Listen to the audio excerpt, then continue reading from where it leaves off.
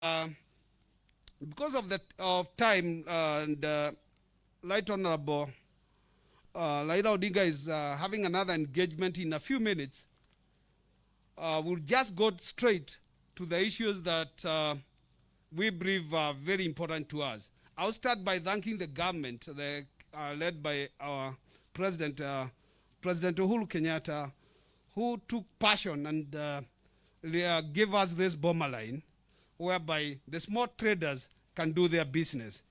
We have been having good partnership with the relevant authorities. KRI has offices here. We want to thank the Commissioner General and the entire staffs. Kenya Bureau, all the agencies were allocated to this place. So we want to take this opportunity, Your Excellency, to just give you a few remarks, and I know it's not the first time that we are meeting you. We have met on other occasions. We have highlighted our grievances, but allow me to say that MSME Alliance of Kenya is a different game changer, whereby all sectors are represented, and we feel that there's that need of bringing up all the micro, small, and medium entrepreneurs who play a crucial role in the economic growth of this country. The potential of SMEs sector, as you have been telling us, has remained untapped, and that's how the alliance was formed to bridge this gap.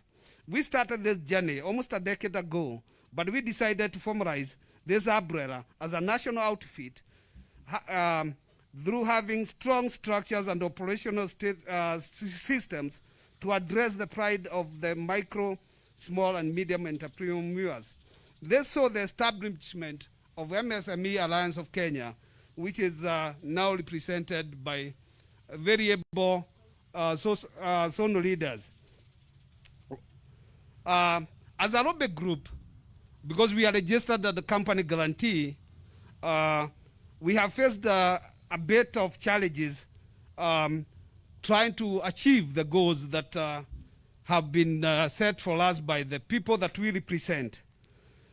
We have made engagements with the different strategic partners, which include different government agencies that have been mandated to facilitate the operations of MSMEs in this country. A recent study by the Central Bank of Kenya indicates that MSMEs constitute of 98% of all businesses in this country, creating 60% of available jobs, and also the largest active contributor to the country's GDP annually. However, with the COVID era, 30% of these businesses are at risk of closing down because of curfew hours, whereby we are requesting through your good office that now it's the time that we learn to live with COVID and probably open the country so that we can be able to do business like we were doing before. Trade restrictions and high financial burdens have also been affecting our businesses, and some of our members have closed their businesses because they cannot even afford their loans. We have been facing outstanding challenges throughout the year. There are too many requirements when you want to start a small business, especially to our youth and those people who leave college or who has been retrenched. There are several challenges when you want to start that business, because in a small shop you are required to have about 4 or 5 licenses. There is also unregulated competition from the foreigners due to lack of proper foreign investment policies, whereby you get, even your neighbor can be a person from a country that is manufacturing goods, but he is also selling in your next door. So that has been a very challenging moment to our people. Recently we introduced the other primitive licenses that were introduced, especially for those guys who import liquor to this country. A license of 1 million has been imposed by NACADA.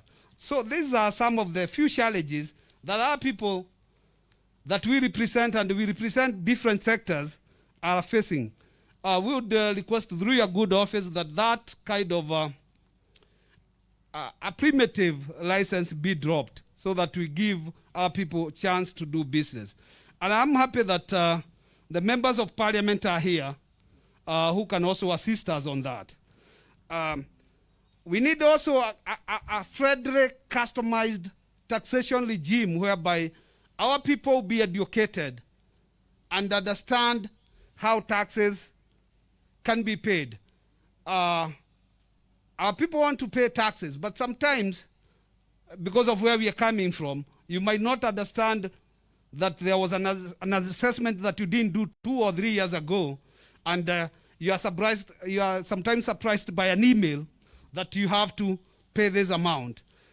So sometimes we need, through the good offices that we have been interacting to, our traders need to be taken through the training to see that this does not happen. Because when a small trader account is closed, it gives you a stop of whatever else you want to do. Limited access to finances also has been an issue whereby you are asked for securities, and sometimes as a beginner you don't have any. There are also other issues whereby the taxes, as Madam Tracy has said, we would like to negotiate with the relevant authority. And I want to talk about the achievement because they are there. I know we had the list, but because we still have other opportunities, Honorable Prime Minister, to even sit down and give all these challenges, I would request that the MSME board get another opportunity to visit you or to sit down with you and do a lot of consultation in between. But I want to recognize the last people that have attended this area. We are not only in CBD. We have people from Kariakoo, Gikomba, Kariobagi, Uhuru Market, Gong Road, and other sectors that are represented.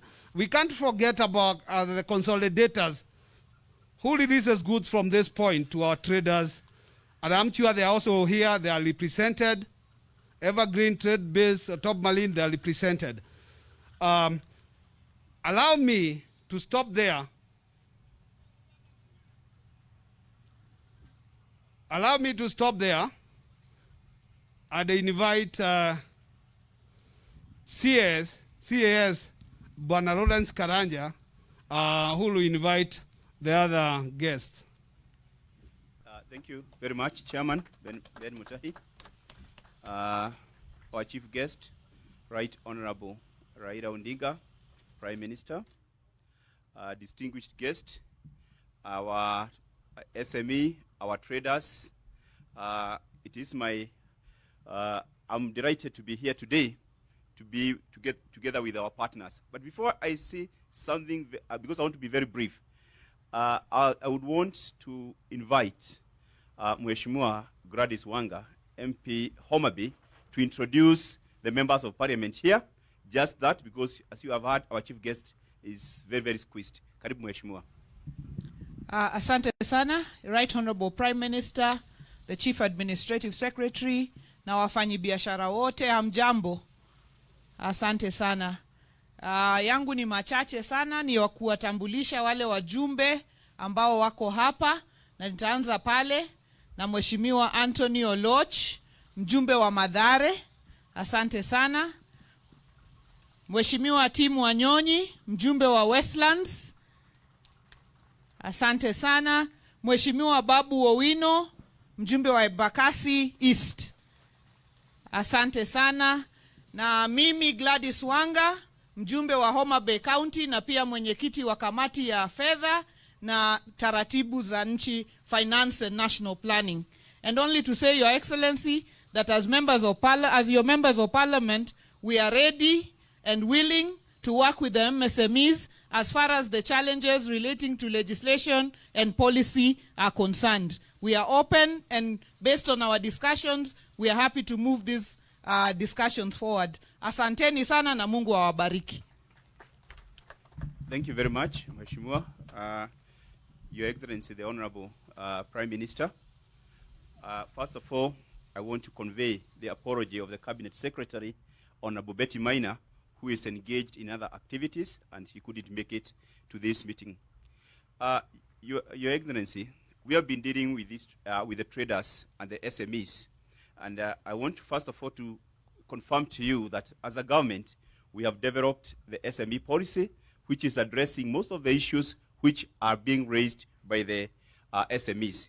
This includes looking at enhancing access to credit, and towards this, through Micro and Small Enterprise Authority, we have set aside 800 million to lead to these small scale traders, and this fund, which has been created, will be lending at 0 interest. So we have a seed capital of 800 million.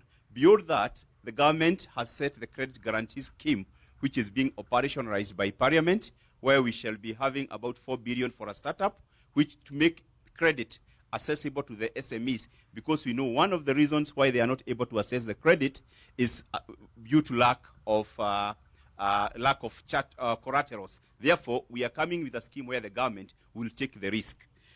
Finally, about the traders who are here, I know some of the challenges they have been facing, and was the inspection of goods at the destination, and we reduced the charges from 6% of the value to 0.6 for those who are not able to have the inspections done elsewhere.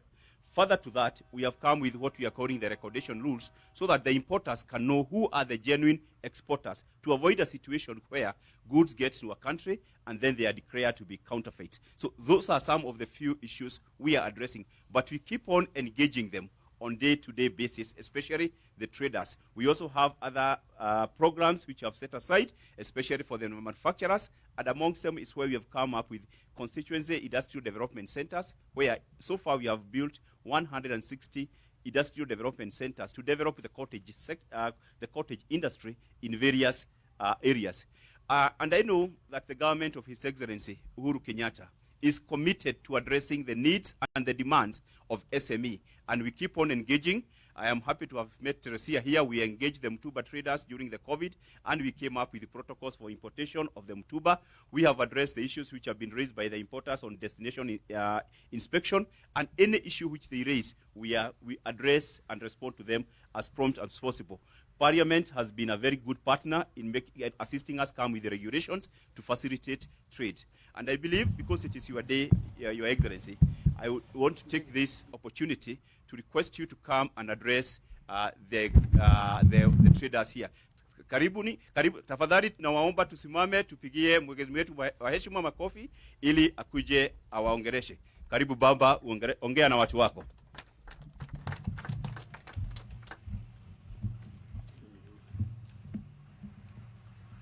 Asante. Thank you. You may be seated.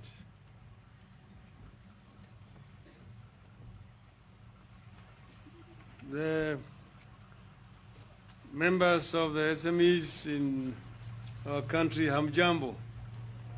Hamjambo tena. I want to begin by apologizing that you've taken much longer than we anticipated to come here. And I have another engagement which is starting shortly. That's the reason why we may not have sufficient time.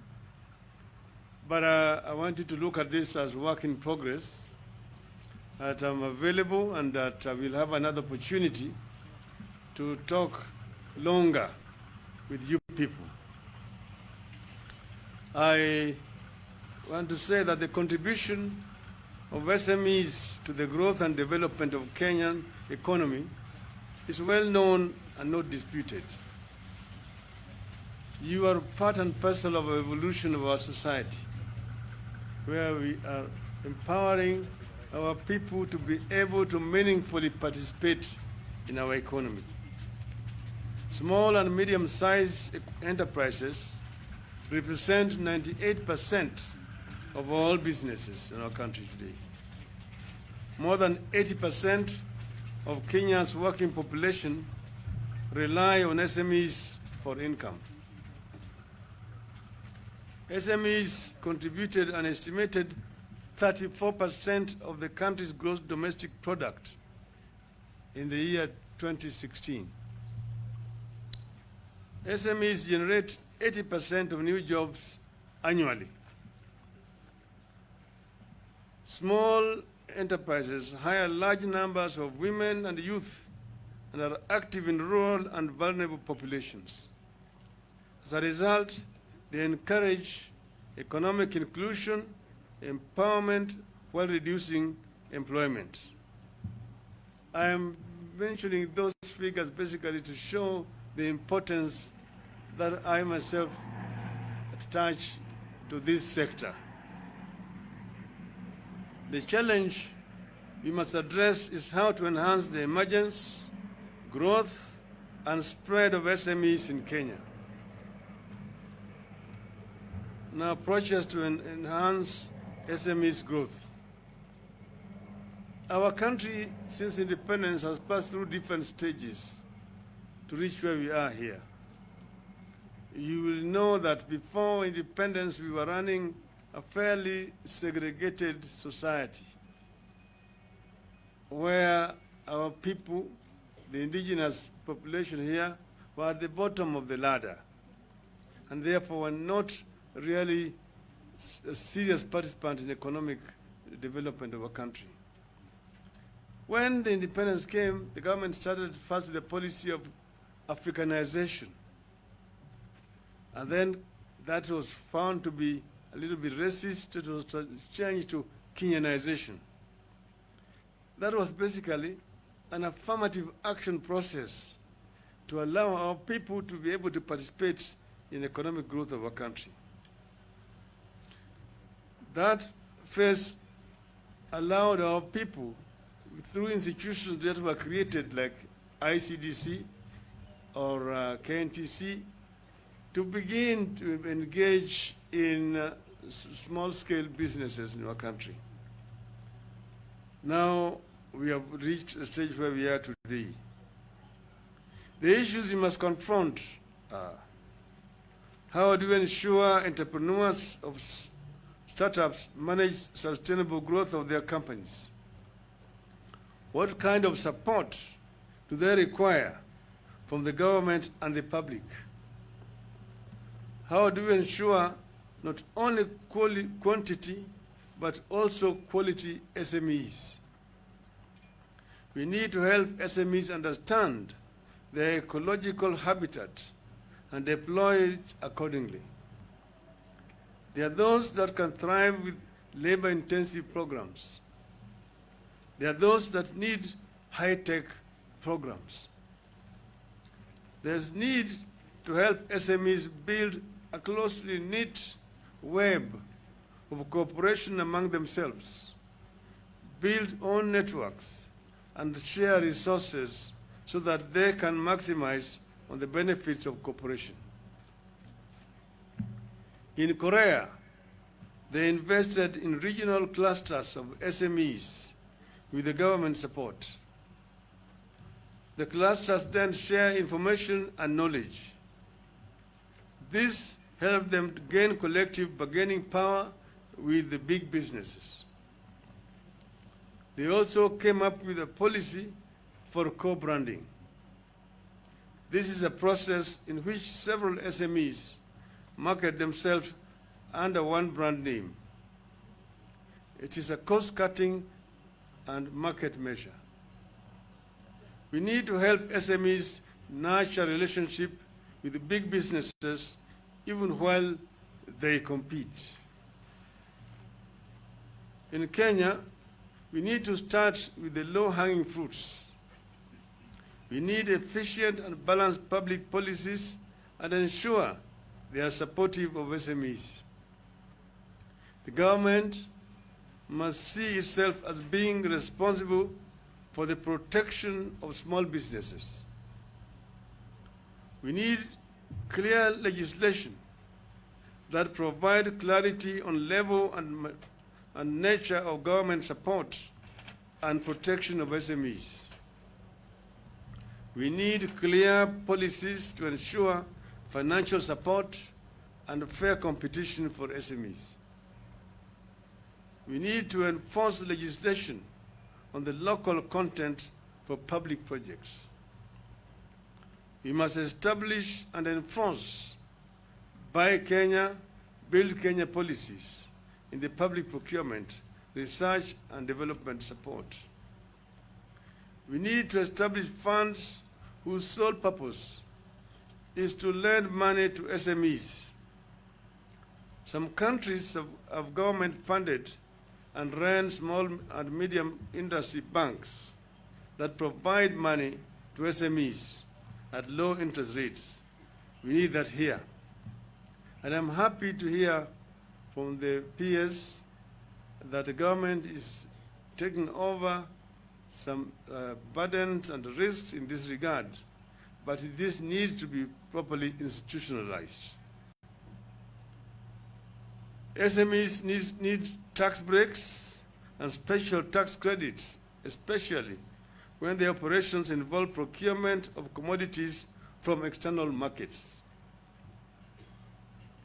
We need clear anti-monopoly and competition policies. We need to ensure big businesses do not monopolize domestic markets and that SMEs have sound protection from foreigners. And here, indeed, we need to be clear. We are not trying to say that SMEs should kill local manufacturing. Far from it. We say that there is space for the existence of SMEs and local manufacturing. And the SME is basically a starting point that eventually now develops to become also manufacturers in the local markets. This is the way it has happened in other countries, and that's why SMEs are playing an important role. We must help SMEs that want to go regional to do so. And here, as you know, we have the East African Community Market. This is our biggest market, and I know that our SMEs themselves are very active in exploiting this market. We need to remove barriers which still exist in moving goods along our borders to our neighboring countries. This will create a much bigger market for our SMEs. All government ministries need to have programs and provisions for support of SMEs by law. Development of SME parks. Increased access to funding in the agriculture sector, especially for SMEs in agriculture value chains. Public-private partnership in enhancing access to infrastructure through the investment in energy, water, and information and communications technology. Reduce electricity costs by introducing the policy of differential pricing, lower electricity prices during off-peak periods. We need to support and promote SMEs that want to engage in exporting to other countries and regions by providing such businesses with export subsidies. Government must encourage dialogue with SMEs with a focus on taxation, licensing, and etc. Taxation and unfair competition are killing our SMEs. And I've said, and they've mentioned it, it is an area where there can be proper dialogue so that taxation does not become a big burden that kills the SMEs. It is not proper policy to come up with very heavy taxes, because if the taxes are too heavy, there's always a tendency to evade paying taxes. But if the taxes are reasonable and the net is wider, then the government is able to collect more taxes and everybody is happy. This is where we want to go. I just want to say that the apostle who spoke here before has led a team to come and see me, have engaged the Gikomba people, understand fully the challenges that they are facing, problems that they have, and I know that those problems can be resolved. Some of the issues that have been raised here, I'm also going to use my position to try to raise it with the other authorities in the government. I know, for example, also, that sometimes there's also unfair competition where people from countries from where the SMEs are importing, those who have got direct access to manufacture there, also are allowed to come back here and follow up and also come and hawk those businesses here in competition with our local traders. This is not right. This is not right. And that is also sometimes discrimination in the issuance of visas.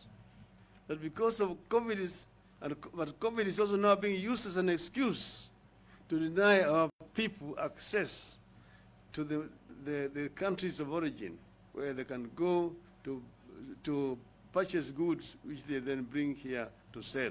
But people from those markets find their way to come here and compete unfairly with our own businesses. This is not right. This is something that needs to be addressed. Finally, because I know that the chairman of Kenya Bureau of Standards was here, we are also here with Mr. Richard Ngatia, President of Kenya National Chamber of Commerce and Industry is also here. But the KEBS, I've said, has a very important role to play. In my early incarnation, I was an officer of Kenya Bureau of Standards. I know what standardization is about and what it is not about. Standardization is not supposed to be used to punish businesses. Standardization is supposed to deal with quality and enhance quality, and then also protect people against harmful goods. But there's goods which may be of low quality and are not harmful to anybody. And if somebody wants to buy something which is of low quality, that's what he can afford, why do you deny him or her that opportunity to do so? By imposing some fictitious standards. I will also going to have opportunity to talk to the Kenya Bureau of Standards so that they restrict to themselves to what standardization is about. Fitness for use. That is what standardization is all about. I thank you very much for listening to me.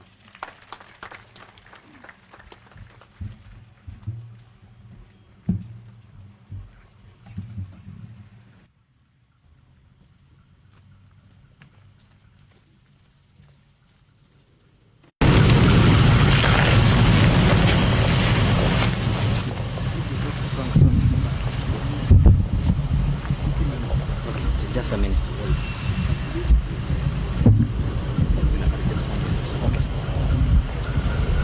Thank you so much, Your Excellency. Because of interest of time, I would like to thank you so much for honoring our invitation and coming, and also being able to address the issues that we have asked you.